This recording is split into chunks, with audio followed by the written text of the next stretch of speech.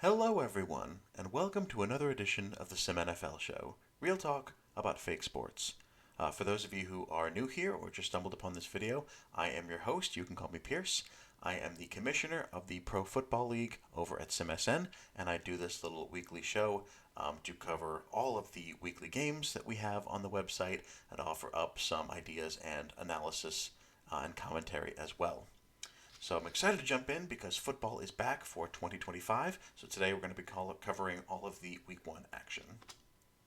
So, as I said, we'll cover stats and summaries for all of the games this first week, all 16, culminating in my take for Players of the Week. And then our special segment today is Hot Takes and Overreactions, which I got from other owners at SimSN. So I will read those out and give my own personal opinions on those.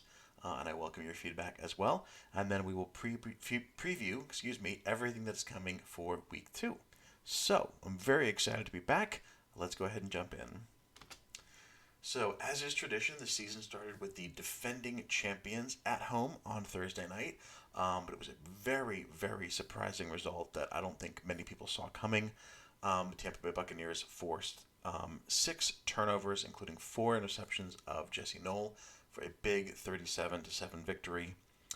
Tampa Bay really made their mark with the ground game. They had 8 different ball carriers in this game. They ran the ball 73 times for a total of 4 rushing touchdowns, led by Max Smith. And just a brutal ground and pound attack and a very adept defense, getting those takeaways and putting in a very surprising result. So a commanding victory for Tampa Bay in our opening game. Excited to see what they can put together for the rest of the season in the NFC South. For Dallas, obviously an opportunity to regroup and start planning moving ahead to the next week. As we move into our Sunday games, there was a close AFC matchup between the Bills and the Texans. Bills ultimately coming ahead in that one. This was the debut for number 1 overall pick Travis Neebel, who had 200 yards and then 87 more on the ground, as well as his first passing touchdown. Houston actually had a lead going into the fourth quarter of this one, but Buffalo tied it with an Asensio touchdown pass in the fourth quarter.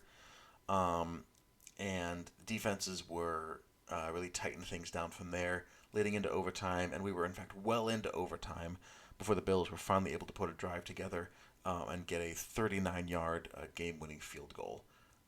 So a close, tight contest in overtime, ultimately won by the Bills.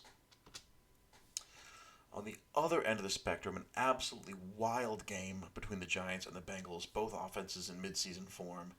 If you haven't checked out the play-by-play for this, you absolutely need to, because each statistic is crazier than the last. There were at least 17 points in every quarter, 65 second-half points, 34 points in the fourth quarter alone. This game had 7 lead changes and 4 ties, including tied at 51. Which we only got there because Cincinnati drove down and in the final seconds kicked a field goal to tie it. But on the first drive of overtime, New York had an 11-play drive ending with the game-winning touchdown. So this is, I've been told, the most points we've ever seen in a SimNFL game combined, 109 points. Gurovich, taking over as quarterback for the Bengals, had a phenomenal game, 378 yards and 4 touchdowns. Lamar Johnson adding 3 touchdowns of his own. And Jonathan Perez, talk about a rookie making a statement. 178 yards on 4 touchdowns in his very first official NFL game. Absolutely wild start to the season for Perez and for both of these teams. Shame someone had to lose. But yeah, just an absolutely fun, exciting overtime game to start the season, ultimately going to the Giants. And this is our first game in a series of matchups between the AFC North and the NFC East. This is those interconference divisions play each other on a 4-year cycle.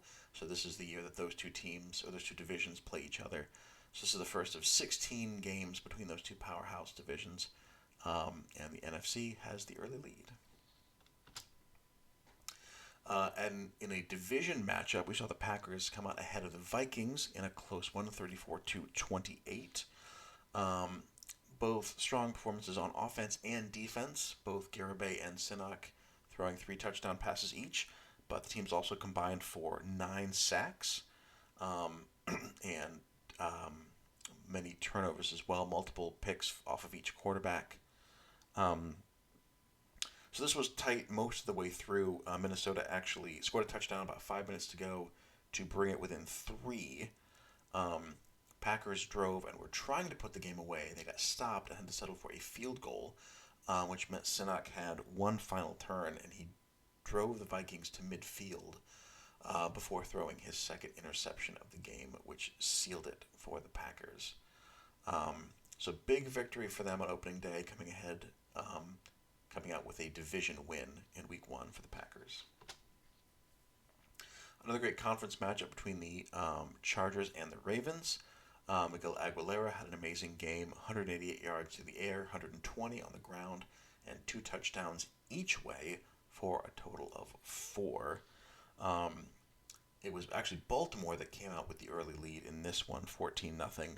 But Aguilera led them back, and the Chargers had tied it by half and then took the lead in the second half.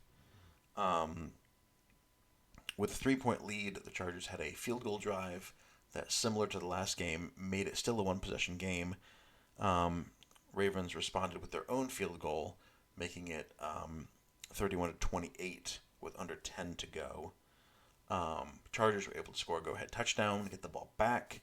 While trying to run out the clock, Aguilera actually fumbled the ball for his one turnover of the game.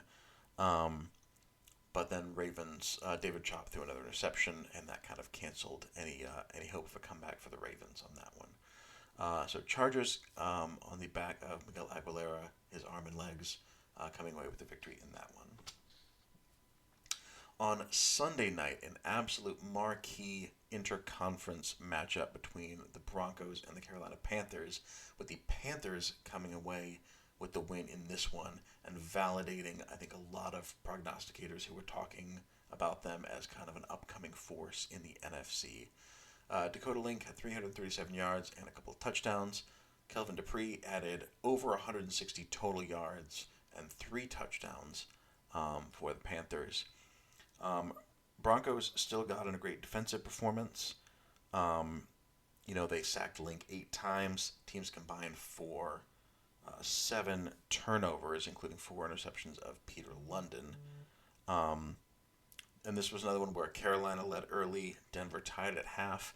They actually had a touchdown right at the end of the half, playing aggressively, and were able to tie it at 20. And this one also ended with a Peter London interception. Panthers coming away with the final big defensive play to seal the game. And that one came from Andrej Harris, who had 3 interceptions in that game. So a great start to the season for him. As for the rest of the scoreboard, Dean Hammonds ruined Matt Howard's kind of Florida party. 3 touchdowns for Hammonds and a big dominating victory in the battle for Florida by the Miami Dolphins.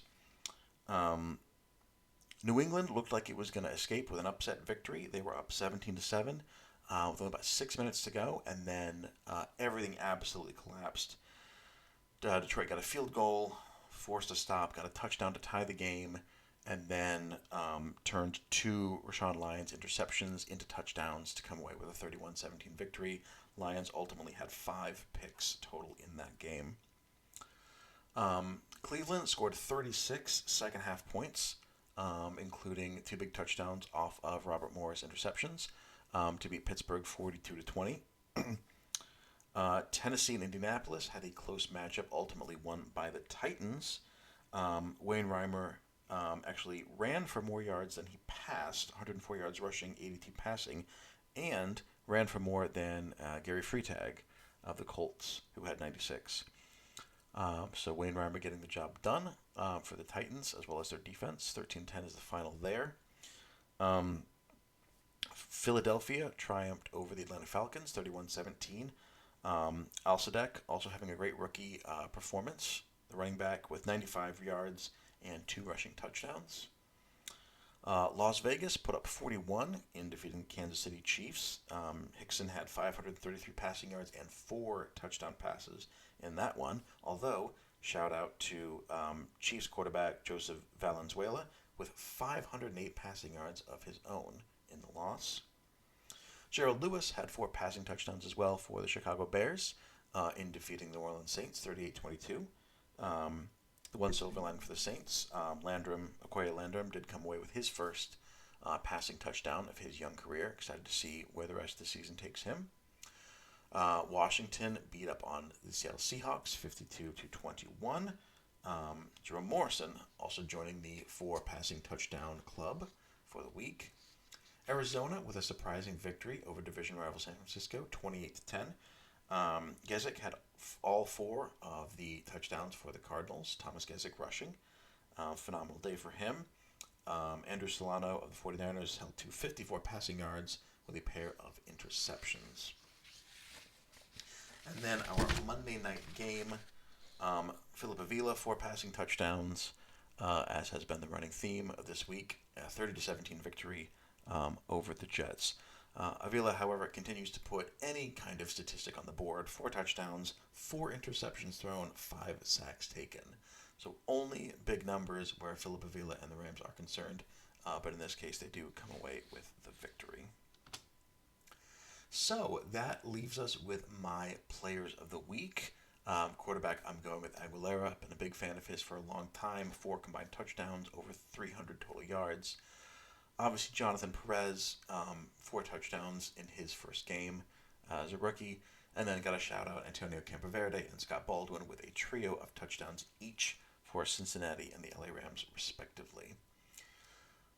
Defense, we had a lot of great performances as well. Michael Waldo with 3 sacks and a forced fumble. Robert Jackson of Green Bay, 2 sacks and a forced fumble. Chad Bruce of Denver, 3 sacks and an interception for the defensive end. And then, as we mentioned, Andrej Harris with 3 interceptions for the Carolina Panthers in that Sunday night victory over the Broncos. So those are my choices for these 8 players to be the players of the week. So, as I mentioned, our special segment today is on hot takes and overreactions. All of these are taken from owners and GMs and coaches in the Discord. So we're going to dive right into these. Obviously, it's week 1, so nothing better than getting a single game under your belt and immediately thinking that you know what's going to happen next. This league certainly has its surprises. I'm sure Denver and Dallas can tell you that. But as for what people think are happening, we'll jump in. Bobby Yaga says the Texans want Morand back. No. Sorry, absolutely not. Again, Travis Neebel, first game, almost 300 yards, a touchdown, a takeaway, I believe. Did he have a chance to lead them to victory in the fourth quarter and couldn't deliver? Sure, but, no. Number 1 overall pick, future of the franchise. I think they're happy. I would be. Sagebro says this is a generational running back rookie class. Absolutely have to agree with that. Just looking at some of these numbers. Jonathan Perez, obviously we talked a lot about, 4 touchdowns. Mitchell Reynolds for the Colts and Mickey Brogdon for the Bills both had over 100 yards combined, rushing and receiving. Alsadek with his 95 yards and 2 touchdowns. Corey Brockers for the Dolphins, 100 yards and a touchdown. Rashard Ward for the Patriots, 93 yards. And Vontae Neebel. That's how good this class was today. Vontae Neebel is the 7th most performing rookie running back of week 1, to give you an idea of the scope we're talking about. For him, 90 yards on 16 total touches. So, great week for him, but an absolutely amazing week for rookie running backs in the league. I know some people, like this guy, were concerned with the new prime age mechanics. What's that going to do to running backs? Are they still going to be premier? Yeah, I think a resounding yes, just based on what this class can do in a single week. Kirby says, Matt Howard wants to stay in Miami. Well, Howard had a bad day of it for sure, and he got to watch one of the best, Dean Hammonds, up close, throwing it all over the field. in all seriousness, Howard's happy where he is, and I can't. He's going to put up amazing numbers. He already did last year, and he's only getting started. Um, so, but I'm sure he was loath. Well, maybe he's happy to leave that first game behind and get back to film and see what he can do better for next week. Um, so I think he got out of that city as quickly as possible. Dr. Novella, 49ers might need to take a look at QB next draft. Hard to say. I don't think it's an overreaction week one. Obviously, that'll depend on where exactly they are in the spot. I mean, if you're number one, do you take Savage? Sure, I think that's a given. But yeah, I think Solano. I mean, he's a 60 overall in his second year, B minus potential. So you're looking at mid 60s for potentially 2 more years. Compare that to this year when the Browns spent a second round pick and then a rookie camp on a guy who came out as a 65 overall. So yeah, I think depending on how the year goes and where they end up picking, not an overreaction to say that QB might be an option for them in 2026. Dean says Chargers are going to win the Super Bowl. Okay, slow your roll a little bit.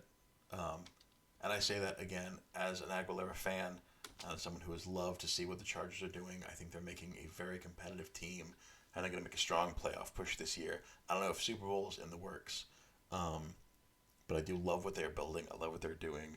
I think Aguilera is going to get paid big this offseason so that they keep him around through his prime years. Moving on, got a lot of these. I was really excited to see how much everyone participated. Rabbit says Patriots need to make a splash. Now, this is interesting because I don't know what kind of splash we're talking about. I think making a big move, sure, but if I'm the Patriots and we play like this leading up to the trade deadline, I think more likely to be selling than buying. I don't think the Patriots are a player away. I don't know that I would go for a single big acquisition. So, not a splash in that way. Maybe they move somebody to free up some space or to build up for the next draft. I don't know. I think the Patriots have one of the toughest roster positions right now in terms of the level of their roster and where their players are at and could grow to and their cap. They do have a lot of cap space, especially with a couple of veterans coming off this year. So they could very well make a splash. I don't know if it's the kind of splash that Rabbit is talking about, but remains to be seen. Spoof says the running game is the only game. Well, I would, talk to maybe Philip Avila and James Hickson and Matt Howard about that. So I don't know that I entirely agree. Having said that, very excited about the rookie running class, and I'm excited in general that there are, multiple ways to strategize and to build a team and to win a football game. I think you can play with running the ball, you can pass the ball, you can play balanced, you can play defense. So yeah, I think all of those are viable, and I think there's a lot of different ways to play, which is a good thing. Hezekiah says NFL overtime rules are bull. Yeah, I gotta say, it sucks to score 51 points, force overtime, and then not get the ball. That's BS. I'll acknowledge that, and that is unfortunate. We go with what the NFL does, so maybe that will change in the future. For right now, tough time for the Bengals to essentially lose on a coin flip, force overtime, and then have the Giants score a touchdown and the game. Obviously, defense is a huge part of the game too. It's not that they don't deserve to be recognized, but on a day when you score 51, you should at least get the ball in overtime. So I'm in agreement there.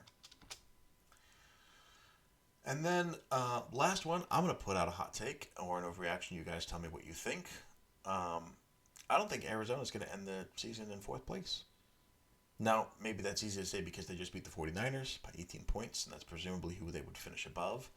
I think that roster needs a lot of work, but I think we're already seeing that, with a little more input and some elbow grease and some creativity, you can put a team together. So, yeah, I'm excited to see what happens with Arizona. Their schedule's going to get more difficult.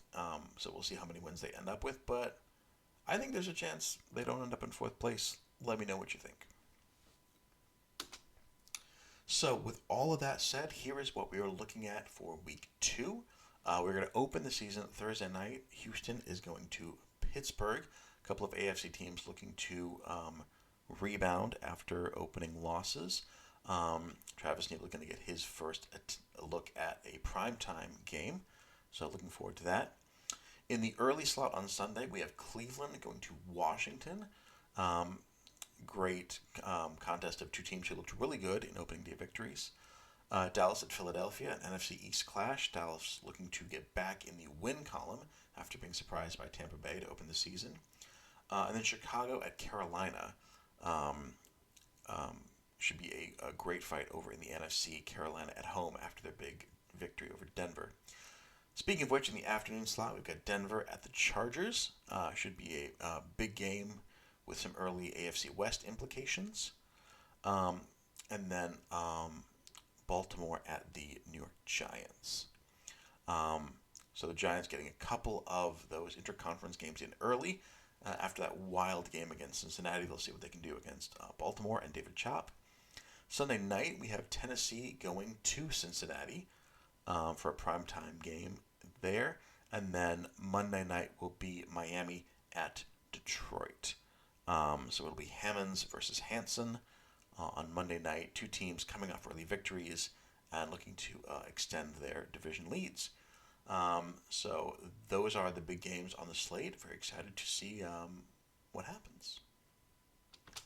So that is all I have for today, this first edition of the 2025 SimNFL show. Thank you, everyone, for stopping by. Hope you enjoyed it. Good luck in your league, and have fun.